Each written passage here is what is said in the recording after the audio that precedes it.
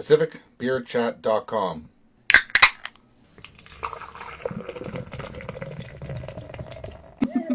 Uh-oh. All right, welcome to Pacific Beer Chat.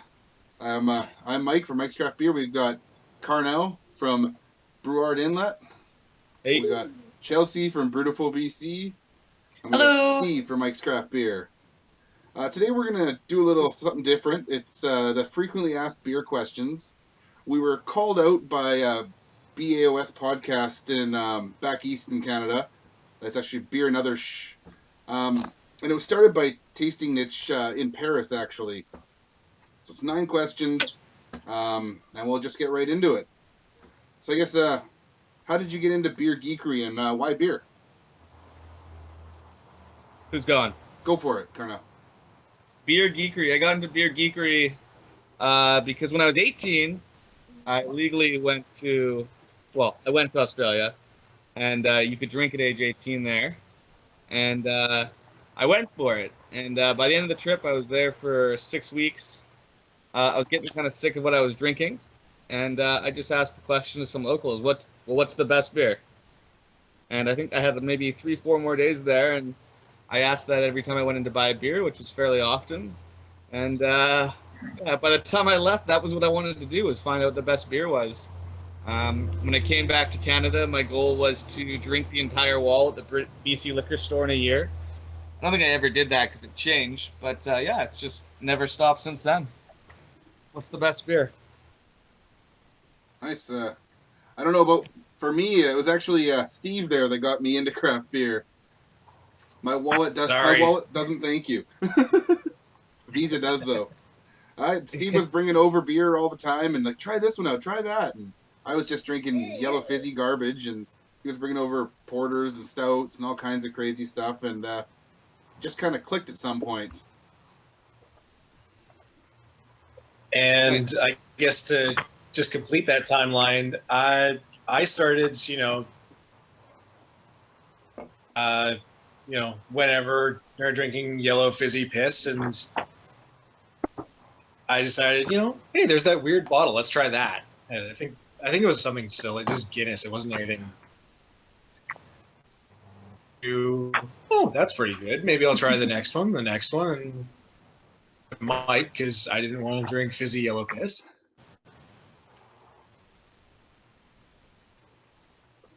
What about you, Chelsea? I was living in Victoria about 10 years ago, and I started dating a guy that worked for IBD, that was like a distributing company. And so we had a few friends over at VIB and Phillips and stuff, and on Fridays we'd go and hang out and drink there. And I remember at the time I was buying AGD on paydays because I could get like 15 for $20 or something like that, which is, that was a pretty good deal. But then as I started to drink like beer from Phillips and VIB, and then I also had I think Granville Island that they distributed, and if a box fell on the ground and there was still 3 good bottles left, somebody had to get rid of it. So yeah, I think for me it probably really started at the Great Canadian Beer Festival there in Victoria. Just going around and trying all the different beers and like having my mind completely blown as to what beer could be. And so I became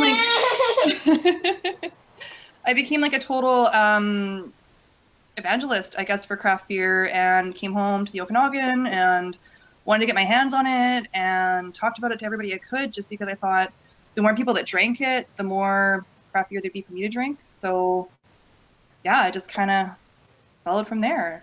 Yeah, 10 years later, I'm still drinking. Nice. All right, we'll go on to question number 2. What's your favorite beer?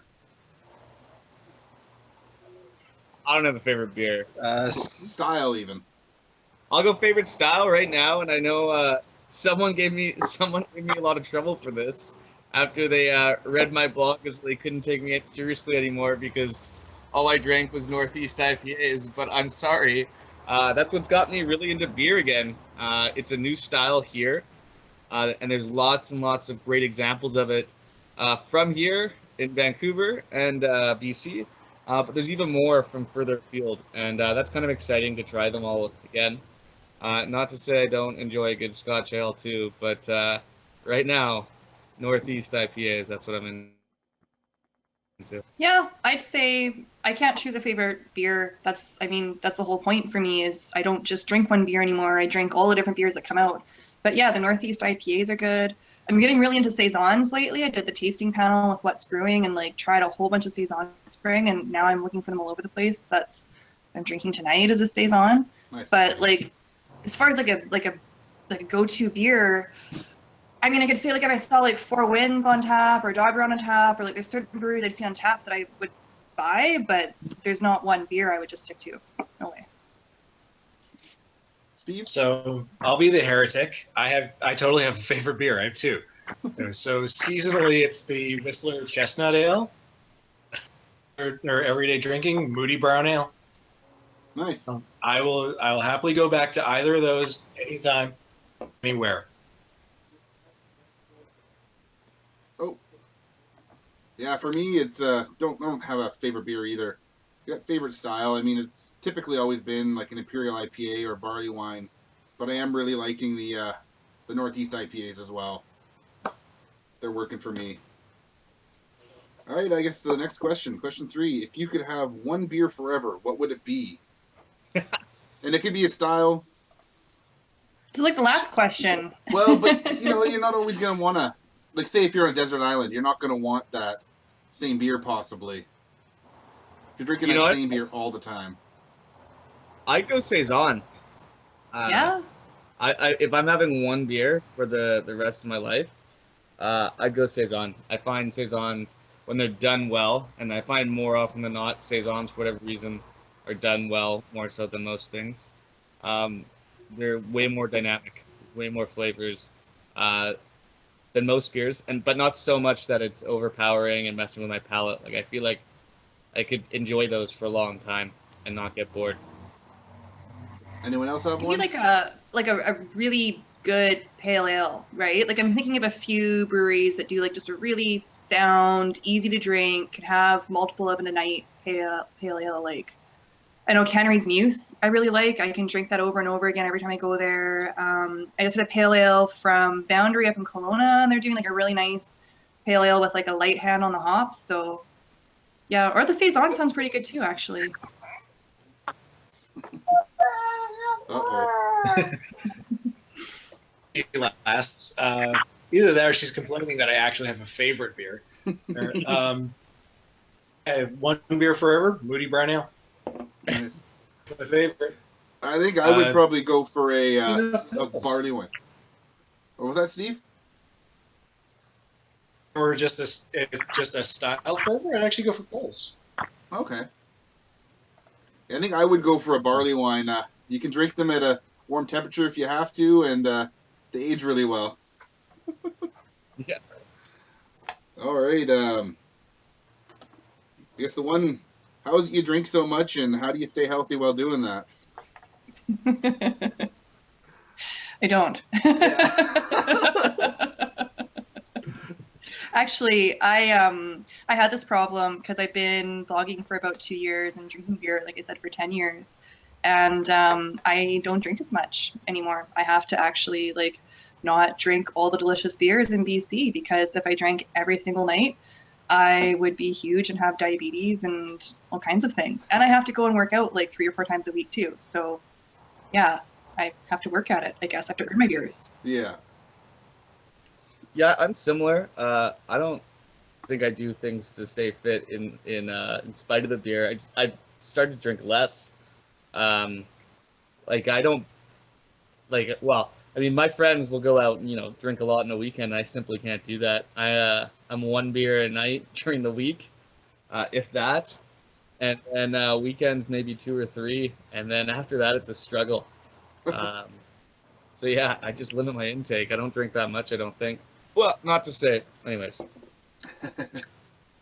I could. Yeah, I'll just stop. Yeah. Yeah, I'm kind of between the two of you. I drink every night. Most weeknights, if I am drinking, it'll be one beer. Weekends, with a few notable exceptions. Wink, wink. Mike knows what I'm talking about. And healthy, I exercise a lot. Yeah. I ski, I'm in MMA, I chase a crawling little baby, and lots of exercise and eating reasonably healthy.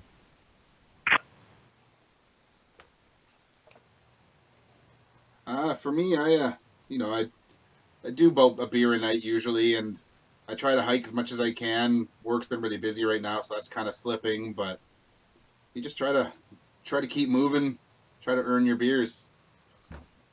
All right, the question you hear a lot: are you an alcoholic? Well, I actually, I'm a mental health clinician. I don't know if you guys know that, right? So I found this question interesting because, well, first of all, I don't think any of us meet the criteria for alcoholism, the official criteria. But I think something that people don't talk about enough in the beer industry is binge drinking, right? Because like I can tell you, every beer festival I go to, I definitely binge drink, and that is not as unhealthy as alcoholism, but we don't talk about that, the risky side of being in this business enough, right? It's all fun and games, but it actually, I wonder the craft beer wave with all these hipsters, when we're 50, are we all going to have cirrhosis? Like, there is a little bit of a risk, right? Which I think is why some of us are trying to, like we just said, trying to cut back a little bit. Oh, did we lose Mike? Yep. No, I'm here.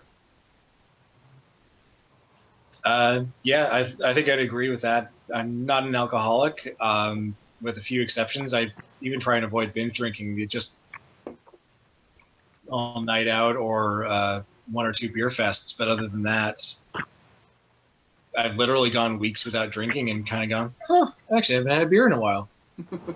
But that aside, I think it's actually a really important discussion, and maybe we could revisit it in a later podcast about, how heavy a binge can you handle? And go ahead.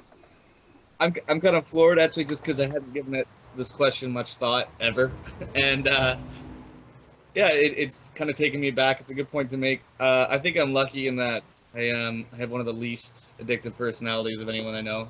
I don't play video games because I can't stand the training levels, so I've just given up on them entirely.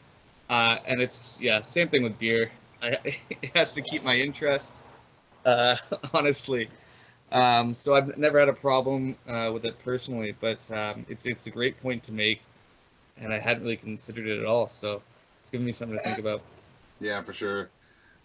I mean, I'll have a beer a night or whatever, but I'm more about the flavor. I'm not out there to get drunk. I'm just, if I was out there to get drunk all the time, I would just stop. But I don't know. I guess the next question: what's your favorite ingredient? But go beyond just like hops and malt and stuff. Is there like a flavoring adjunct or something you like the best, or Water. I was gonna say that. No, but I'm honestly convinced that beer still must hydrate you somewhat in some small way. If it it's like a sub 5% beer, because then that beer is like literally 92% water. Yeah. But that's just science conspiracy. My favorite thing in beer, though, I love rolled oats to give beer some body. I think it's underutilized. I know a couple breweries have put it in pale ales and even Northeast IPAs, and I think the results are really good. I wouldn't say it's necessarily my favorite flavor. I just think it's something that can really, put a beer over the top in terms of how good it is. An answer. It's a toss up for me between rye and cedar. Rye, I find them kind of hit or miss, honestly. Like either they're that spiciness that comes from a rye, or it just muddies it. But cedar's just massively underused. Nobody ages on cedar or uses cedar smoke. Isn't cedar toxic? Yeah. So is alcohol, so don't worry. Well, yeah, like I think that aging with cedar is actually really bad for you. So maybe that's why we don't see it much. I don't know though, but I don't know if it was a feel cedar. like Fun story. I've had a cedared beer. I don't remember if it was aged on cedar or I'd have to go back and look, but it really just sort of put that one over the top for me. Nice. Exactly what they did with the cedar, though. And if I should be worried. I don't think that a small amount of cedar is bad for you because we do like cedar grilling and stuff like that. But I seem to remember having this conversation about cedar as a flavor because like if doing spruce tip and stuff like that, and cedar is not used in that same way because it's got some toxic oils or something. Yeah, but don't quote me. I could be wrong. I don't remember. I might have been drinking when I was told this. I'm pretty sure. I'm pretty sure you're right. Actually, that just makes me more curious now. I tried it. I was doing a pilot batch for something I was hoping to put up for the wider scale, and the plan was I got a cedar cooking board, and I had some decent whiskey, and I let it sit in the whiskey for like 2 or 3 days, and I opened it up. Oh my god, it was fucking oops. It was one of the worst things. And we passed it around and let unsuspecting people have a sip, and they were just, people coughed and nearly puked. We did not with cedar beer, so not a fan. I love the idea of cedar in beer. I just don't know how you get it in there. Using whiskey to take some of the essence out did not work for me. I guess I feel like I'm gonna sound like such a girl drinker. I really like fruit in beer. No. But I like it with a twist, I guess. Like just having like a raspberry porter or whatever. I like stuff that's a little bit interesting, like some weird fruits. Like I had a really well done passion fruit IPA when I was in Costa Rica, and like it really stuck out in my mind with the flavor. I really enjoyed that. I also like having coconut in there too, which is not, I mean, it's popular, but it's not always really well done. No, yeah. I had a really good coconut porter from Kona Brewing years and years ago, like a coconut brown ale. I haven't tasted anything like that since, so I'm kind of curious about using that this year sometime. And also just talking about cedar made me think that I really like spruce tips in beer. Yes. And I was just drinking Defino Brewing spruce tip ale a couple weeks ago and reminded me about how much I like that. So, yeah. I think for me, it's bourbon barrels. I don't like bourbon all that much, or hard bar in general, but bourbon barrel aged anything is usually really, really tasty. All right, question number 7. Do you brew? Yes. Yes, but very little. Yeah. Me and Steve have brewed once and a half times. I used to brew. I'm not sure it counts as a thermometer. Yeah, it smelled amazing until we had to throw it out. Oh. I was doing quite a bit of homebrewing last year, and then I hurt my back in November in an accident, and haven't been able to brew since. Oh no! Thinking I could probably like start brewing now. I'm getting a lot better now, but summer's super busy for me. So I'm hoping maybe this fall I'll get back into it. I actually really miss it. I've been thinking about it a lot lately about how to get back in. So Fingers crossed. What about you, Cornell? Oh yeah, I do. Not so much lately, but I have a full setup. I can brew about 10 gallons at a time, which is too much, but I thought bigger was better, and I lost out. So, regret. Well, if you make really good beer, it's perfect. Yeah, if...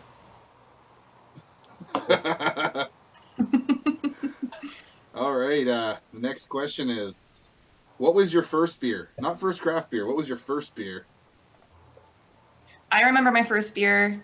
I bet you I was like 14 or so, and I hope my parents aren't watching because I stole it out of their fridge and went to a party, and it was some kind of weird. Do you guys remember it was like this Australian beer? I think it was called like Boomerang or something. It was like a kiwi beer. Oh, I don't know. I only know Half fruit, Foster's. half beer. Yeah, I don't know. Like, anyways, it was kind of like a precursor to craft, I guess. Like, this was, I don't know, like well over 15 years ago. But I remember drinking it and just like remarking to my friends that it tasted like fruity bread, and who the hell would ever drink this? And I just said I like fruit beers, so I guess. You? Yeah. First beer for me was when my parents were having some, and my best friend was over, and it was his family and my family and stuff. And, little kids, you get sent down to the basement, but that also happened to be where the cooler was. And my best friend's yelled down, "Grab me a beer." So my friend went up and handed it to him, and he said, "This one's warm, you drink it. And get me another one." So he brought the one down for us, said we were supposed to drink it, and he brought him up a cold one, and we drank it, and we told my parents, and of course all the guys upstairs thought it was hilarious, but my mom was none too pleased. Nice. Yeah. It was a Budweiser. Yeah.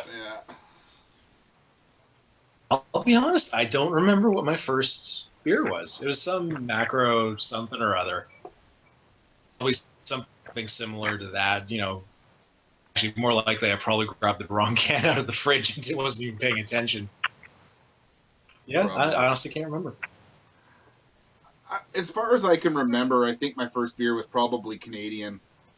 All the stupid ads that used to catch your attention, like that "I am Canadian" commercial. Was it Joe from Canada or whatever? So, all right.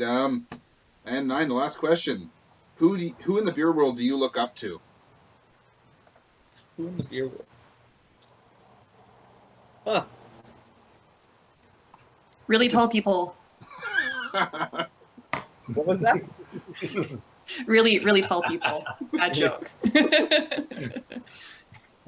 That's a really hard question for me because there's a lot of really, really great people out there, right? A lot of really inspiring people, like you guys doing what you're doing as far as writing about beers, some of the brewers that are making some fantastic beers. Like, I don't think we can really say in BC that we kind of have like any small like celebrity status people in the beer world, right? Like we have a lot of people working really, really hard and kind of, keeping their heads down. It's hard to pick out somebody who just, you guys know what I mean? Like, I guess I can't put it into words. There's so many people, I couldn't just pick one because they're all working just as hard as everybody else.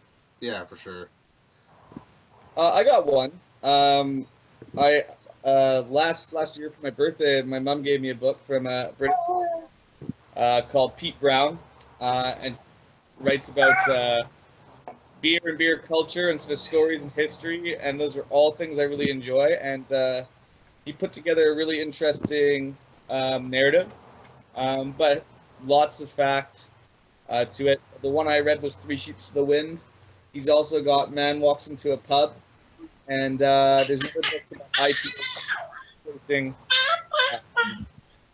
the voyage of a keg of IPA, what it would have been like in the East India Company, and it's really good writing. Number one, it's about beer. Number two, and if I could ever write anything similar to that, I'd be pretty proud of myself. So yeah, I would say look up to a guy like that. Nice. Steve, do you have anyone? Honestly, you. I've watched the seriously. Like I've watched the amount of effort you have poured into making blog into what it is. It's damn impressive. It takes a bloody lot of time. Yeah, dude. My second part full-time job, right? Yeah. With overtime. Yeah, no shit. I guess for me, I got sort of two.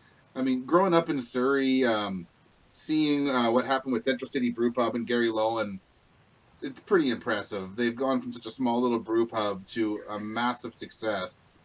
So that's one. And he makes one of my favorite barley wines, too. But I think one of the true guys that I look up to has to be John Mitchell, who started the first brew pub after Prohibition in Canada, one of the first in North America. And he's a really cool old British guy. Met him a couple times now, and he'll talk your ear off if you let him. So I think those are for me.